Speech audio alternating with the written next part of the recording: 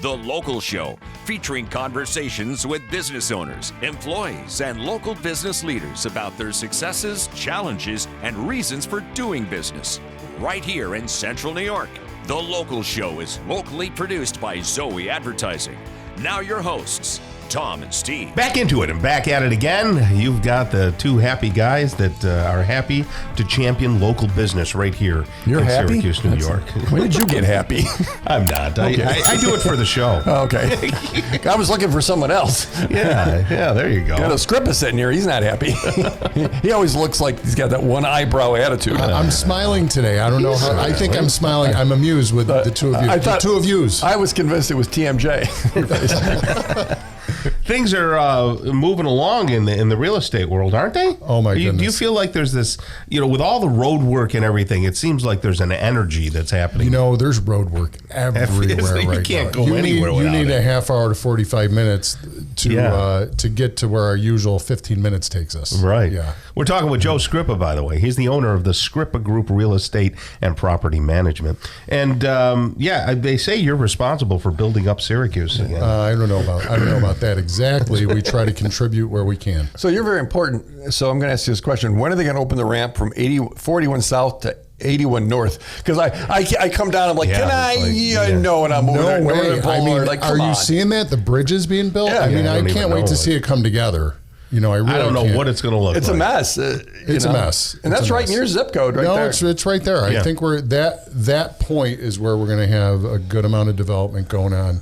Northern Boulevard's got a lot of room for expansion. There's a lot of vacant land there going into DeWitt. And then, of course, headed north up 81, you get into Cicero, the announcement of a new prospective Route 81 exit at Sneller Road. How's that? That's interesting. Huh? Really interesting. It's just north of Clinton's Ditch, Pepsi. Clinton's Ditch, right? Yeah. So Clinton's Ditch now goes underneath the bridge at 81. They head south from their property, and all their truck traffic goes underneath through that cluster at 31. Which gets clogged up and bottlenecked pretty good, Yeah, so now Clinton's Ditch, presumably when this happens, will be able to head north and cross over a bridge and head south and not get tangled into it. No tangle. I think a bunch of civic people, these civic engineers and everything like that got together. They listened to the show.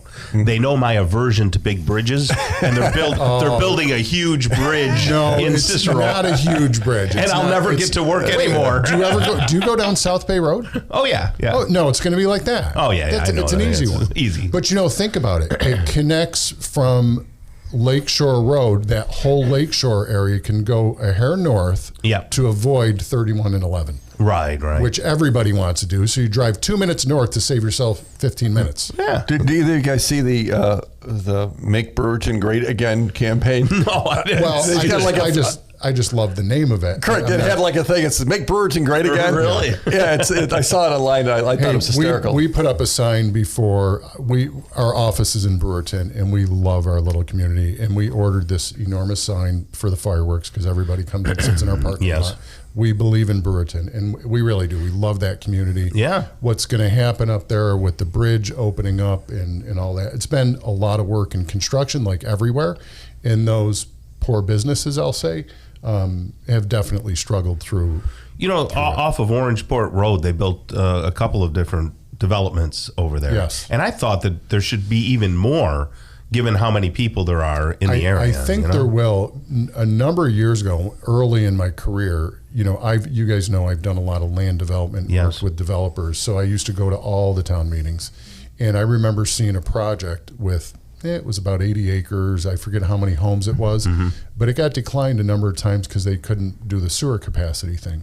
Now, Ryan McMahon has talked about recently is, sewer capacity is going to go to Micron first and then other stuff, I would presume. I see. Because they need a lot of sewer capacity. I heard they were going to put a modem in the water to lower the capacity. Clean it out. Make it run easier. You got to say with our demand for housing, I would think that area of Brewerton that you're talking about, down Orangeport and some of those side roads, Guy Young, all that. Right. That is prime. There's a wetlands. A lot of wetlands. A lot of wetlands. But it's beautiful. It's like gorgeous up there. Gorgeous. It really is like a how do I want to say it? It's almost like a Cape Cod. You got all the water, you got and the Codnoy, river. You got the Codnoy River and Dam area. You got Oneida River. It's really pretty back there. It's pretty. Yeah. So I don't know. I'd like to live up there in a mansion. It's pretty. So interest rates pecking down a little bit here and there. A hair. So we hear.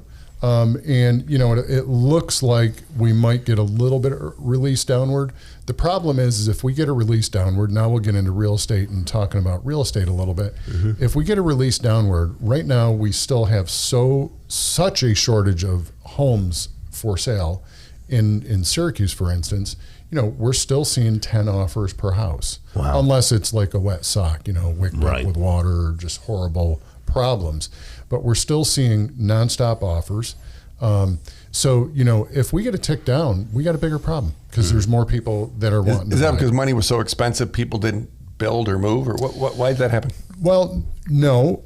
Remember, everybody that bought a house, Tom, you bought a house not too long ago, and the interest rates were 2 to 3%. Nobody's selling, So we do need some new construction happening, which it's coming. But the flip side of it is the house that you could buy 5 to 10 years ago, let's say for $150,000 to $250,000, is more like $250,000 to $450,000. Yeah, absolutely. At a higher rate, though. At a higher rate. So it's more and it's more. So nobody's selling. Yeah. And people don't have to polish them before they sell them because everybody's chomping to get them. Yep. Yeah. Nobody's. First of all, nobody's selling. We need the new inventory, the new build. You look at on Route 81 across from Drivers Village, where I've got that big, huge sign. Yeah. Yes. Kind of everybody knows that. In my mind, that's a nice location if the town would be open-minded to accepting a townhome community, right? Townhome's a little bit more affordable than a freestanding. Yeah. And for our age group, it's nice. Well, you're starting a community, and you said the word, so it's like boom. There's they can put the dog walk trail around the little clubhouse. Well, I'll tell you those ones, the townhomes. I believe they are townhomes or apartments. They're off of towards Camillus, past Mud Mill on Mud Mill and off of Whiting. Come off of Whiting onto Lakeshore, and then right at where the marina used to be, they put up all those. Oh no, the apartments. Those are apartments. Yeah, boy, they're beautiful. They are beautiful. It is beautiful. That's high-end stuff, right over there. Loso, you're talking about. Yeah. And that goes back to so all that dense population, going back to what we just talked about with that new proposed 81 exit. Yeah. All those people can move a mile north to get on 81 and avoid all that congestion. So good planning from the state. Talk commercial real estate right now. What's hot, what's not? Who should you talk to? Who should not?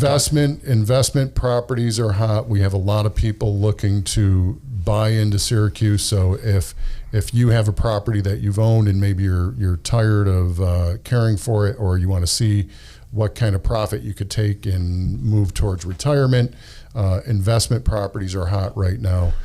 Some land properties are hot. We've got some new stuff we're doing up around the Micron area. We've recently sold some stuff up around the Micron area, actually for more reasonable prices than you see published everywhere. But land is kind of hot. Houses are very hot, So if you're thinking of selling a house, I don't think there's a better time to get a better price. I think we're at our max number. When you look at an increase from 250 to 400, that's pretty. That house on the corner of our street there, my street, Matilda Gage, sold instantly. Yeah, that was gone fast, instantly, and it sold for a good buck. Yeah, agreed. That's nice. Yeah, I'm going to sell Tom's house. I'm just going to put a sign in the front yard, whoa, put the sign out there.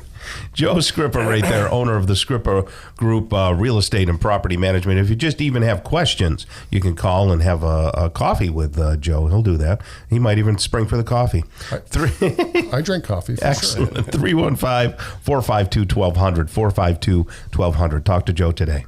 Thank you, Joe. Yes, thank you. Okay. Coming up next, we're going to talk with Scott Beverly and Fred Sears. He's the chief and vice president, respectively, of the Moyers Corners Fire Department right here on the local show on 570 WSYR.